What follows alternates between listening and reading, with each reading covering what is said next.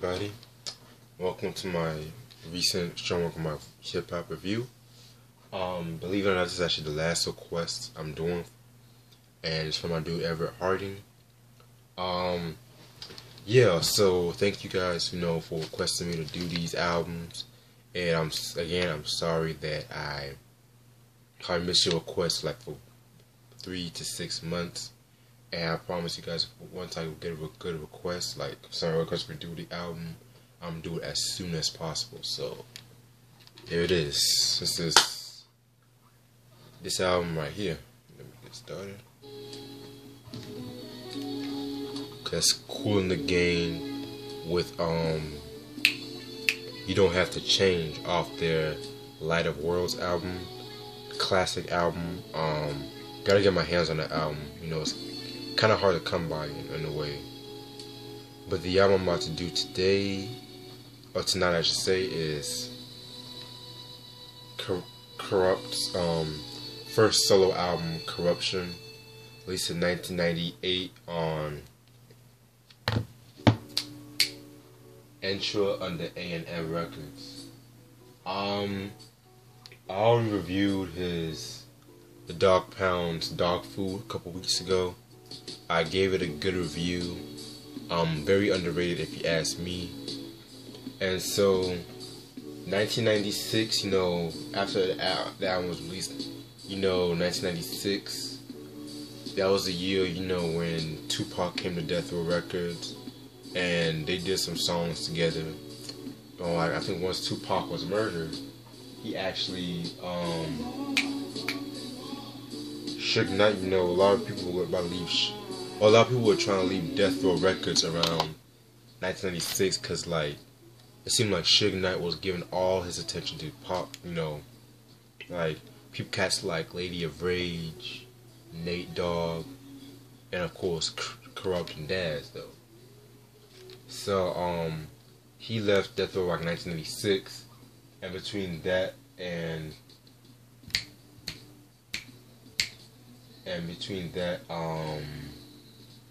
1998, he came out. We was working on this album, Kuruption. Now, this album, Kuruption, is a very, I'm gonna hold my opinion on this album because this is actually gonna be two videos, of this album, because this is a double disc. I always gotta do 2 videos of it. Alright, so this album is separated into 2 CDs. There's a West Coast version, and then there's an East Coast version. Alright. Singles I was known for, came out about 3 singles. The first single is on We Can Freak It. Give Me What You Got, and Ask Yourself a Question. Although I think Ask Yourself a Question was more like a promo single, I believe so. A little trivia though, there was a song that was, let me get to the producers, sorry. Producers on this album include Daz, Storm, Studio Don, M.E.D., Battle Cat, Dr. Dre, Warren G, Superfly, Easy Mo B, Devontae Swing.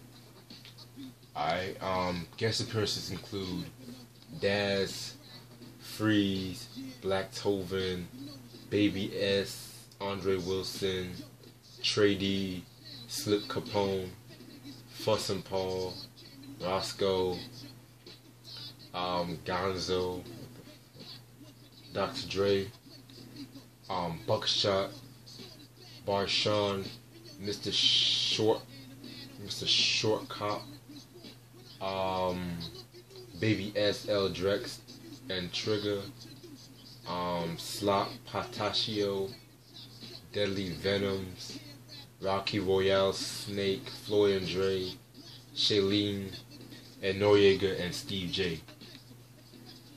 A little trivia about this album. There was supposed to be a song between him and Snoop Dogg, but I think around that time, there was like a label politics going on around that time. So I'm gonna find that, so I'm posting that on the description. Other than that, I'm gonna get started with some of these songs though. The first track off the album was "This One's for You." Pretty dope song. It has like a chill club banger feel to it.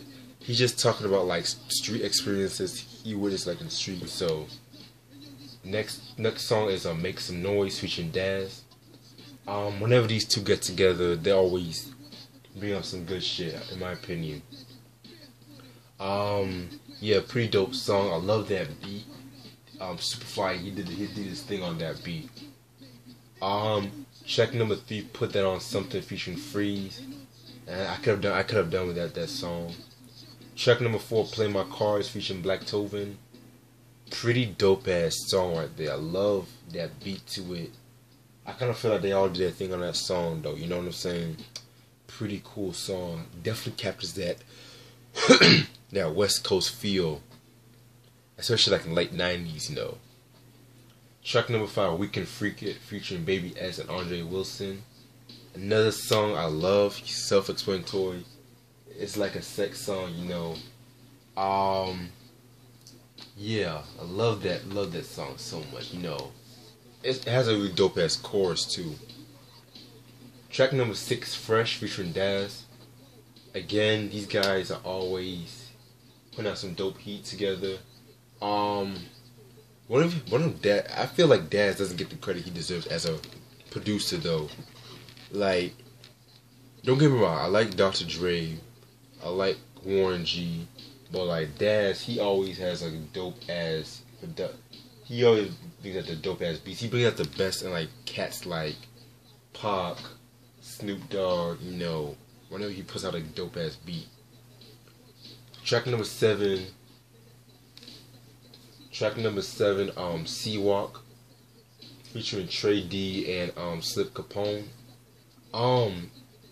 Pretty good song right there. Trey D, he's actually an MC. Hold up, I think, was he part of the East Siders? Let me check.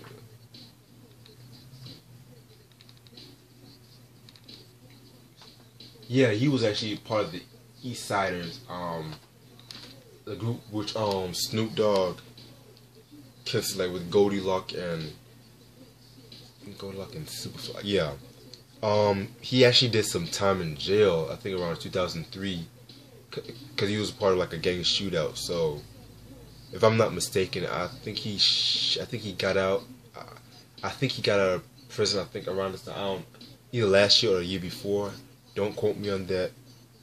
Other than that, C-Walk, pretty cool song right there. Yeah. Track number 8, Hoes a Housewife featuring Fuss and Paul.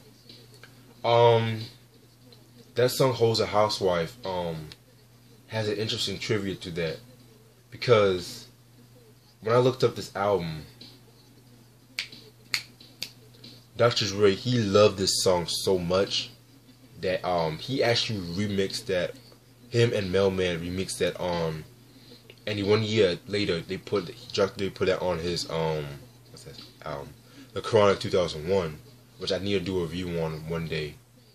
And yeah, so I didn't even know about that. I didn't know that was actually a remix. So, and other than that, I kind of feel like I like the Dr. Dre version better for obvious reasons though.